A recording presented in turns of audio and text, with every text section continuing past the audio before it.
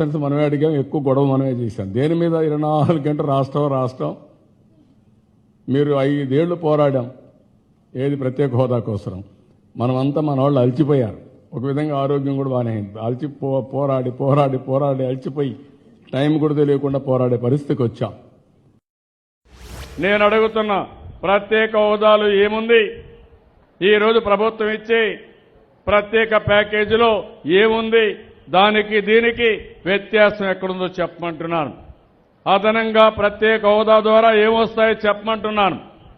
మభ్యపెట్టి ప్రజల్ని మోసం చేయడం కాదు. ఉద్యోగాలు రావడం లేదు, స్పెషల్ స్టేటస్ ఇస్తేనే ఉద్యోగాలు వస్తాయని వక్రీకరించి మాట్లాడుతున్నారు.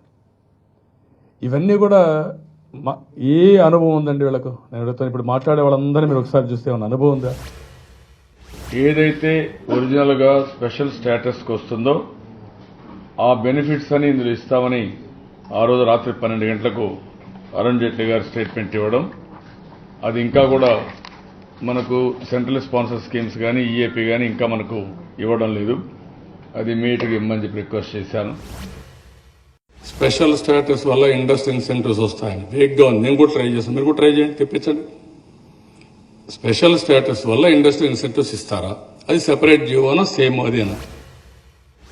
ఓన్లీ ఫైటింగ్ మోడ్కి వెళ్ళిపోయి ఏమీ చేసుకోకపోతే నష్టపోయేది మనమే నష్టపోతాం. ఈ రోజు మీరు చూసినప్పుడు ఒకటి, మన హక్కుల కోసం పోరాడడానికి నో సెకండ్ థాట్స్.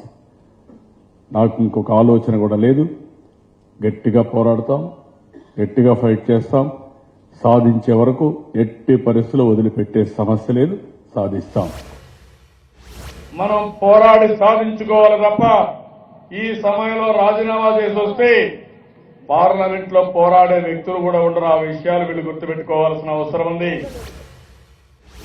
ఎంతో పైన అడిగేది ఓన్లీ స్పెషల్ స్టేటస్ సరిపోతుంది. ఓకే, స్పెషల్ స్టేటస్ ఇస్తే ఏమొస్తుందండి? 15,000 కోట్లు వస్తుంది.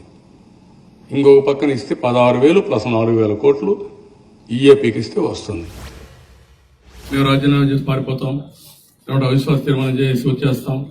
అవిశ్వాస తీర్మానం చేస్తే మెజారిటీ వాళ్ళకుంది. మెజారిటీ ఉన్నాక అవిశ్వాస తీర్మానం అయితే 6 నెలలు మాట్లాడడానికే లేదు. మళ్ళీ ఆ ఇష్యూ పైన ఈ ప్రభుత్వం పైన ఒత్తిడి పెంచడమే కాకుండా ఇంకా చాలా మంది సహకారం తీసుకోవాలి. మనకు 54 మంది ఉంటే తప్ప మనకు నో కాన్ఫిడెన్స్ పెట్టే అవకాశం కూడా లేదు, అవిశ్వాస తీర్మానం పెట్టలేదు.